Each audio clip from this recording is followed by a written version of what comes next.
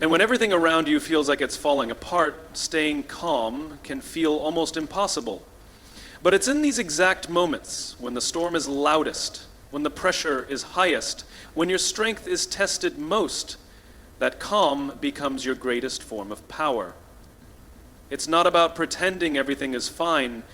It's about grounding yourself in what you can control, even when the world tries to shake your foundation.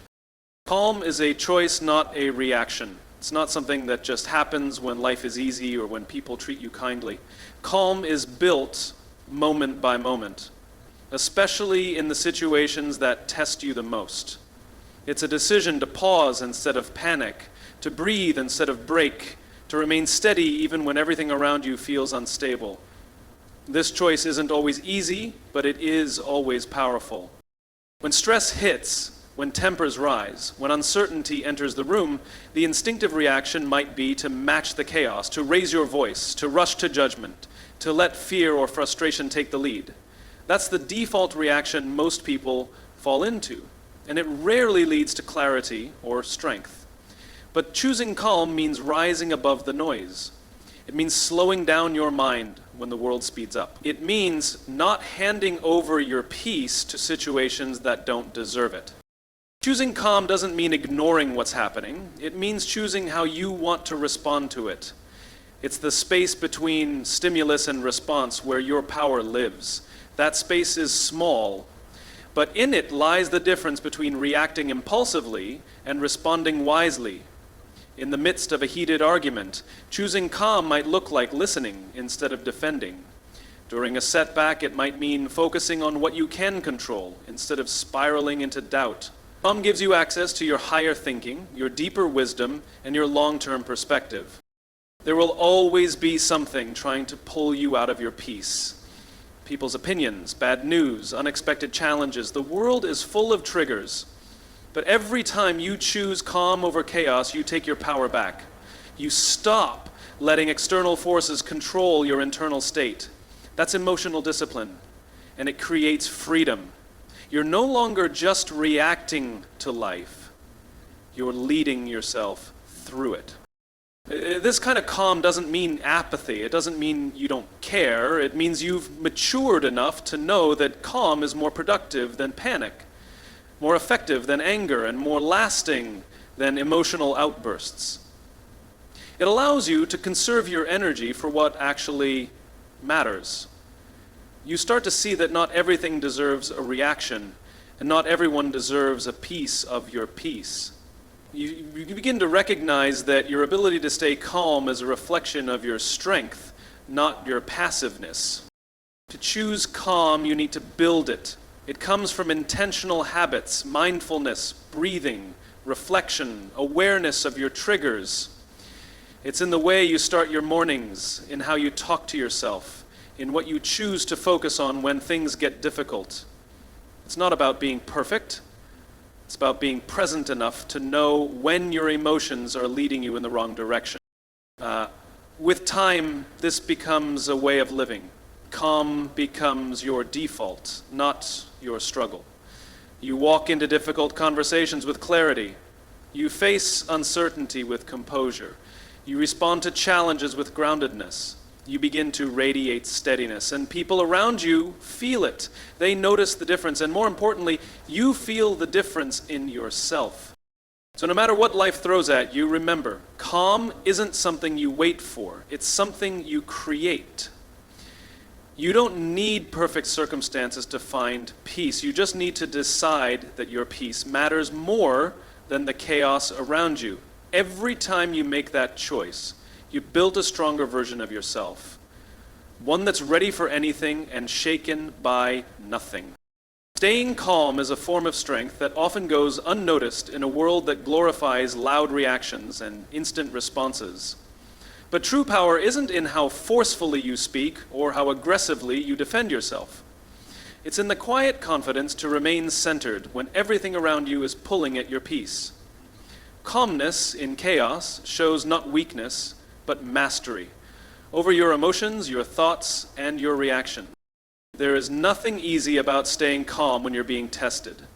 when people misunderstand you, when stress builds, when you're under pressure to perform or respond, the natural urge is to fight back, to prove something, to react. But calmness isn't about suppression, it's about control. It's the strength to slow down instead of explode. It's the ability to observe instead of overreact. It's knowing that clarity comes from stillness, not from noise. Strength is often assumed to be physical force or emotional intensity, but real strength is restraint. It's choosing not to get dragged into every conflict. It's resisting the impulse to match someone else's energy when you know it will cost you your peace. Calmness allows you to stay grounded while others spiral. It gives you the space to choose your response with intention instead of being a prisoner to your emotion. In difficult situations, calm individuals tend to be the ones who lead. Their presence reassures others. Their perspective widens the room. Their tone creates space instead of tension. When everyone else is losing focus, the calm one becomes the anchor. That doesn't happen by accident. It's the result of deep inner work, emotional intelligence, and a clear sense of identity. People who stay calm know who they are. They don't need to prove it in every moment. Calmness is strength because it requires awareness. You have to know your triggers, understand your emotional patterns, and stay connected to your purpose even in the face of provocation. That kind of awareness takes work. It takes daily discipline. It takes being honest with yourself about what's worth your energy and what isn't. Most importantly, it requires a long-term mindset, one that values outcomes over ego. Staying calm also allows you to see opportunities others miss. When you're not busy reacting, you're noticing, you're listening. You're able to see what's beneath the surface, to feel the rhythm of what's really happening. That perspective is power. It allows you to make smarter decisions, build stronger relationships, and maintain your credibility under pressure. People remember how you made them feel, especially in difficult moments. Calmness leaves a lasting impression of stability and self-respect.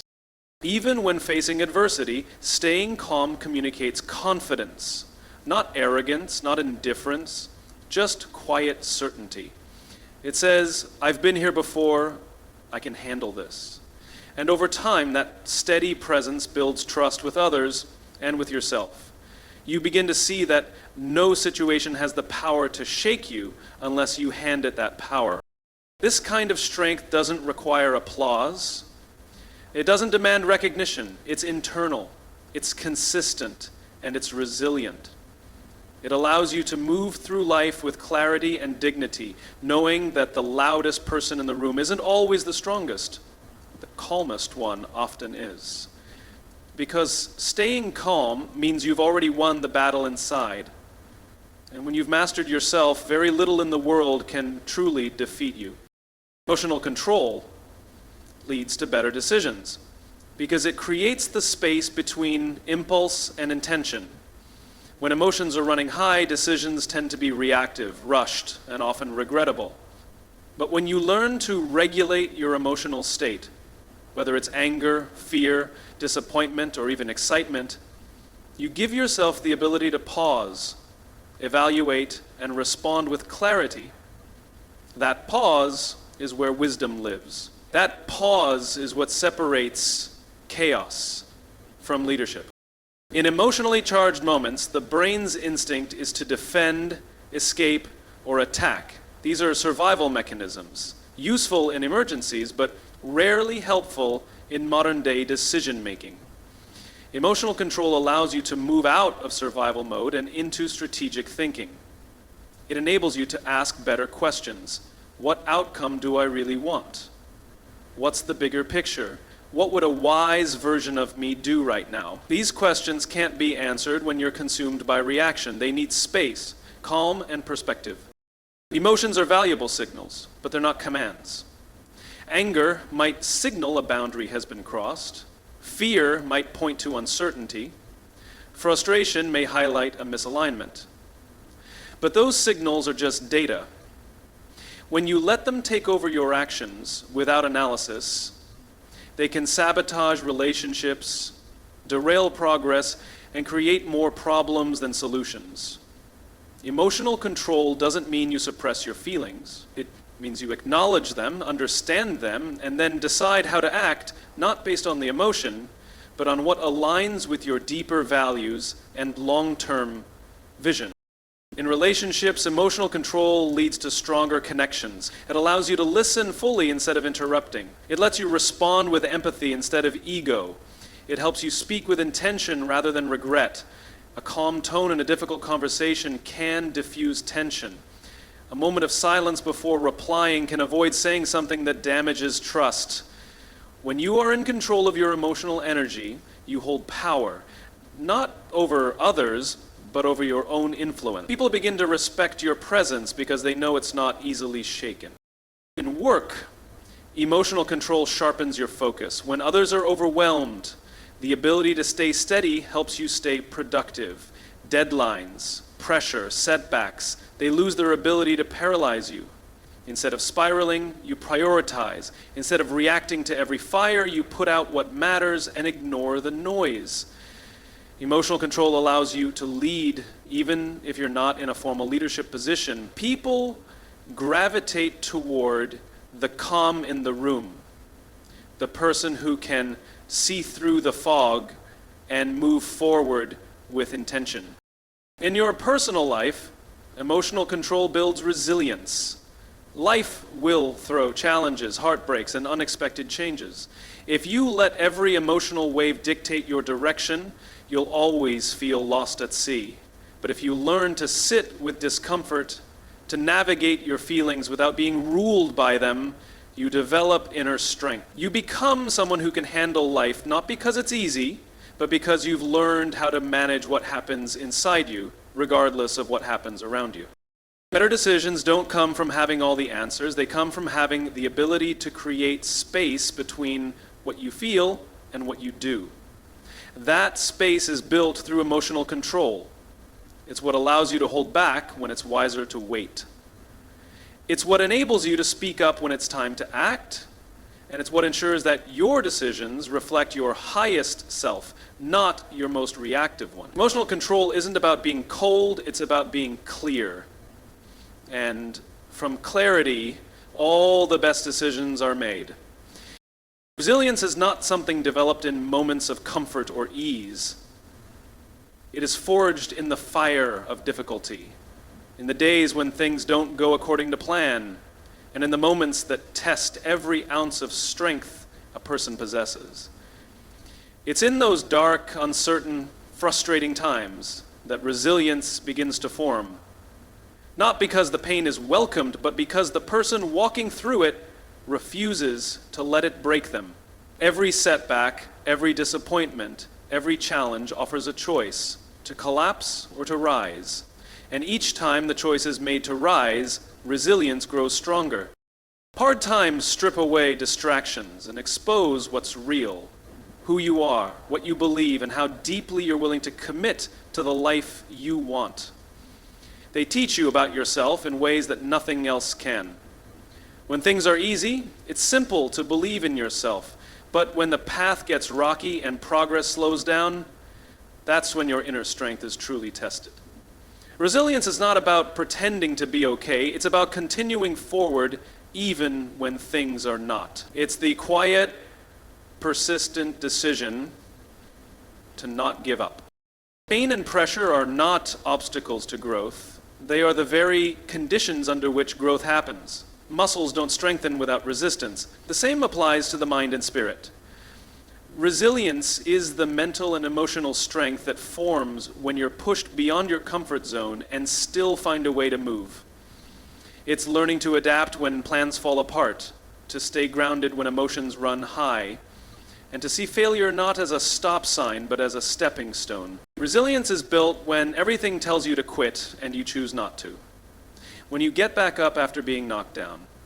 When you face fear, rejection, loss, or exhaustion, and still choose to show up for yourself. These are the moments that build depth, courage, and inner power. They create a foundation of belief, Not a belief that life will always go your way, but a belief that no matter what comes, you'll be able to handle it. Each hard moment becomes a lesson. Disappointment teaches patience.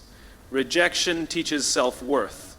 Failure teaches flexibility. And through it all, resilience becomes more than just endurance. It becomes wisdom. It's the ability to see beyond the moment, to understand that struggle is temporary, and to know that strength isn't about how loud you roar, but about how consistently you keep going, even with a whisper. Resilience also brings clarity and helps you see what really matters, who stands with you in hard times, and what goals are truly worth your effort. It reveals your values and reshapes your perspective. Often the person who walks out of hardship is not the same one who walked in. They are wiser, steadier, more focused. They carry lessons that cannot be taught in books or learned in ease. They've lived them. In every story of success, resilience plays a central role, not because the successful avoided pain, but because they allowed the pain to shape them into someone capable of rising again and again. Resilience is not about avoiding struggle, it's about allowing struggle to refine you rather than define you. And once you've built it, once you've learned that you can survive the hardest days and still stand, no challenge ever feels quite as threatening again. That's the quiet power resilience gives you, the unshakable knowing that you've already made it through more than you thought possible, and that you'll do it again. Stillness is often mistaken for passivity or weakness, but in reality, it is one of the most powerful tools for protecting your energy and sharpening your focus. In a world that constantly demands movement, noise, and reaction, choosing stillness becomes a radical act of strength. It is in stillness that clarity emerges, energy is preserved, and direction becomes obvious. The ability to pause, reflect, and remain rooted allows you to separate what truly matters from what is simply noise trying to distract or drain you. Energy is not unlimited. Every decision, conversation, and distraction takes a toll. Without stillness, that energy is scattered across people, situations, and worries that often don't deserve it. But when you intentionally make space for quiet, you begin to conserve what's precious. You start choosing your responses instead of offering automatic reactions. You begin to realize how often urgency is fabricated, how many demands are not truly emergencies, and how much stronger you are when you respond from calm rather than chaos. Stillness allows the mind to catch up with the heart. It gives space to the thoughts running beneath the surface. In stillness, you're able to identify what's actually causing stress, what goals are aligned with your values, and what tasks are simply distractions disguised as productivity. With constant movement, it's easy to confuse activity with progress. But it's only when you step back, breathe, and center yourself that you see the difference between being busy and being effective. Focus is sharpened in the absence of noise. When you are still, your attention stops being pulled in every direction. You begin to hear your own thoughts again. Not the opinions of others, not the pressure of external expectations, but the quiet truth of your own intuition. That inner voice, so often drowned out by the world, has wisdom. It knows when to rest, when to push, when to speak, and when to walk away. Stillness amplifies that voice and helps you tune in to what really needs your attention. Many people burn out not because they are weak, but because they are constantly giving energy without replenishing it. They never stop to ask if their effort is aligned with their purpose. They never pause long enough to notice the signs of exhaustion, overwhelm, or resentment. Stillness acts as a checkpoint.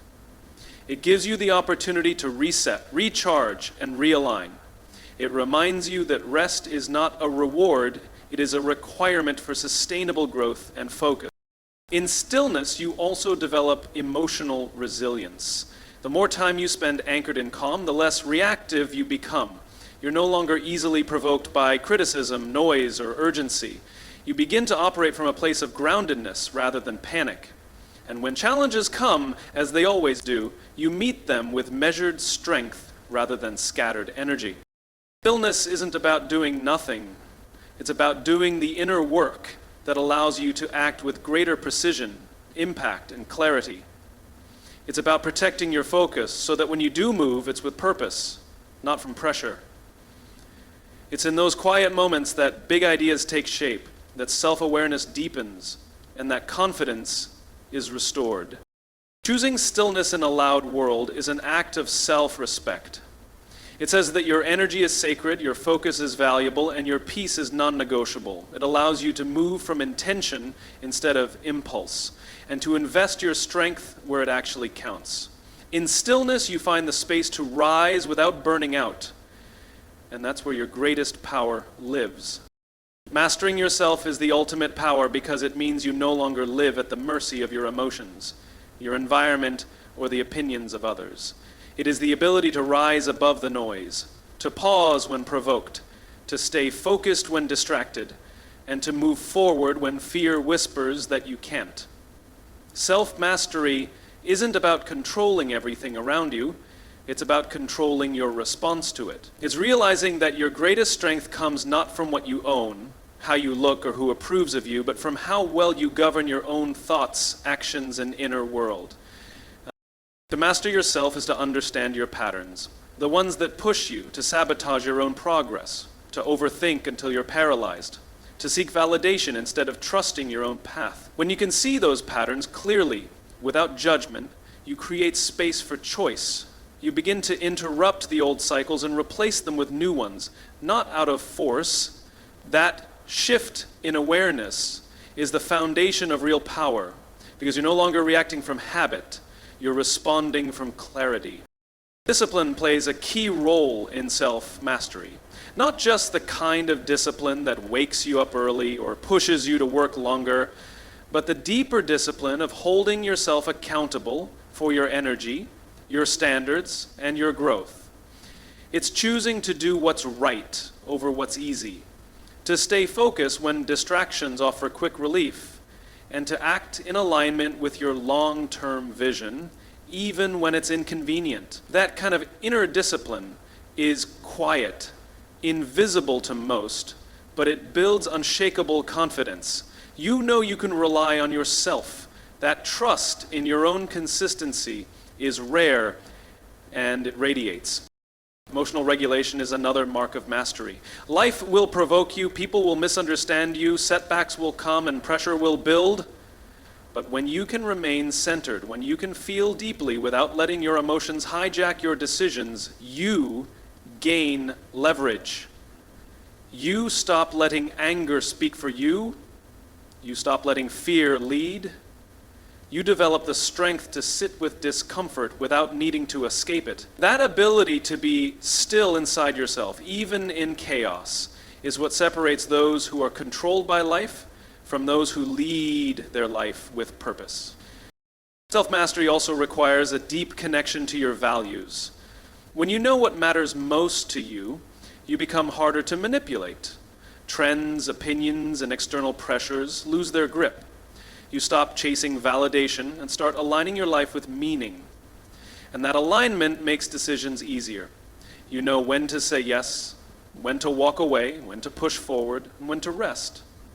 You don't need permission. You're led by something deeper than applause or fear. Perhaps the most powerful aspect of mastering yourself is that no one can take it from you. Situations may shift, people may leave, the world may change, but your inner authority remains. You become your own anchor. And from that place, you move differently. You speak with intention, act with conviction, and live with integrity. You stop needing to control everything because you've learned to control the one thing that matters most: yourself. Self-mastery doesn't happen overnight. It's a lifelong process of choosing growth over comfort, truth over ego, purpose over approval. But every time you choose to lead yourself instead of being led by impulse, you strengthen that inner muscle. And over time, that quiet power becomes undeniable. Mastering yourself is the ultimate power because it frees you from the grip of everything that once held you back. It's not just about becoming better, it's about becoming unshakable.